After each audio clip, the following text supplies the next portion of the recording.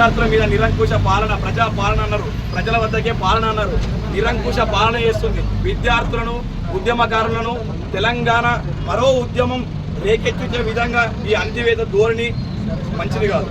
మొదటిసారి ఏంటంటే ఛానళ్ళు కొన్ని ప్రభుత్వానికి మాత్రమే విద్యార్థులు ఉపయోగపడుతున్నారా సమాజానికి, రేపటి తరాన్ని గురు బ్రహ్మో గురు విష్ణు గురు సాక్షే పరమ బ్రహ్మ అన్నారు. ఇలా మనకు గురువులను నాకు ప్రభుత్వ ఉద్యోగం ఈరా నాయన, మేము సమాజానికి మేము మా వంతు సహాయం చేస్తాము, మా వంతు సేవ చేస్తాము. ఈ సమాజంలో విద్యా వ్యవస్థ భ్రష్టు పట్టిపోయింది. విద్యార్థులకు అవకాశాన్ని కల్పిస్తలేరు. ఉపాధ్యాయులు అయితే రేపు పొద్దున ప్రశ్నిస్తారు. విద్యార్థుల మేధాశక్తి పెరుగుతుంది. కాబట్టి విద్యార్థులకు, ఉపాధ్యాయులకు ఎలాంటి ప్రయోజనం లేని ప్రభుత్వం నడుస్తుంది ఇప్పుడు. కాబట్టి మెగా డిఎస్సి వేయాల్సిందే, 3 నెలలు వాయిదా వేయాల్సిందే. ప్రభుత్వం ఖచ్చితంగా డిఎస్ విషయంలో సానుకూలంగా స్పందించాల్సిందే. పల్మూరు వెంకట గారు మీరు ఎక్కడున్నారండి? మా పెద్ద దూర పోయింది కానీ చిన్న దూరం నిన్నమ్మే కదా. మేము సెంట్రల్ యూనివర్సిటీ, సెంట్రల్ లైబ్రరీ నుంచి, మన స్టడీ హాల్ నుంచి స్టడీ చైర్లో వదిలేసి మీకోసం వచ్చి మేము ధర్నాలు చేసి మన ప్రజాప్రభుత్వం మధ్య పోస్టులు పెరుగుతాయని మా బతుకులు ఆగం చేసుకొని మరి మీ ఎంట తిరిగాం. ఏదా మీరు మాకేం అవకాశం కల్పిస్తారు? కోదండరామ్ సార్ మీరు స్పందించాలి. మీరు పోరాటం చేసినోళ్ళు, గొప్ప మనసున్నోళ్ళు, మీరు స్పందించాలి.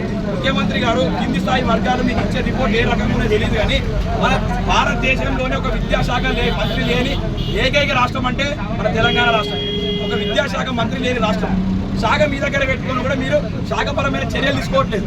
ఒక పక్క రాష్ట్రం ముఖ్యమంత్రి అయితే పోయి మాట్లాడుతున్నారు కానీ ఇక్కడ విద్యార్థులు రోడ్ల మీద ధర్నాలు చేస్తారు, 5 రూపాయల భోజనం తింటున్నారు, ఇంటికి పోయలేని పరిస్థితి. గట్క గంజి కూడా బతురు. మరి వాళ్ళ బతికేది, వాళ్ళకి ఉద్యోగం వద్దా, వాళ్ళ పిల్లలు మంచిగా బతకద్దా? ప్రజాప్రభుత్వం అంటివి, 2 లక్షల ఉద్యోగాలు అంటివి, మేనిఫెస్టో అంటివి, క్యాలెండర్ అంటివి. ఏది మరి విడుదల చేసిన క్యాలెండర్ ఏది?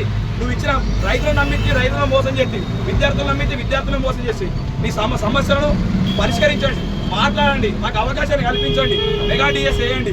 గ్రూప్ 1, గ్రూప్ 2 పోస్టులు కూడా 1:100 ఇవ్వండి. గ్రూప్ 1లో కూడా 1:100 ఇవ్వండి. విద్యార్థులకు అవకాశం మీరు ఇవ్వండి. 2000 పోస్టులతో గ్రూప్ 2 పెట్టండి. 3000 పోస్టులతో గ్రూప్ 3 పెట్టండి. అదేవిధంగా 46 జియో అమలు చేయండి. దానికి 46 జియో వాళ్ళు ఎంతమంది ఇబ్బంది పడుతున్నారు? గురుకుల బ్యాక్లాగ్ పోస్టులు ఉన్నాయి, దానికి కూడా గురుకుల బ్యాక్లాగ్ పోస్టులు మనకి ఇవ్వండి. అన్ని సమస్యలను సాల్వ్ చేయండి, చర్చించండి. చర్చలు కాకుండా దోపిడితోనే చేస్తారంటే కాలము రాగానే కాటేసి తీరుతాం మేము కూడా.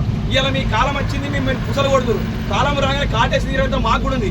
మేము నిర్మించుకున్న ప్రభుత్వం మేమే అంతం చేయాల్సి వస్తుంది. కాబట్టి స్పందించండి. విద్యార్థులను, ఉపాధ్యాయులను మీరు ఇలాంటి దుందుడుకు చెరగల వల్ల ప్రభుత్వం అనేది పడిపోయే అవకాశాలు ఎక్కువ ఉంటాయి. రేపు సర్పంచ్ ఎలక్షన్లో, మున్సిపాలిటీ ఎలక్షన్లో, ఎంపీటీసీ, జెడ్పీటీ ఎలక్షన్లో ప్రతి విద్యార్థి పోరాటం చేస్తాడు, పార్టిసిపేట్ చేస్తాడు. అప్పుడు ప్రభుత్వానికి ఆల్రెడీ ప్రభుత్వంలో 8 సీట్లే వచ్చినాయి, ఎంపీ సీట్లు.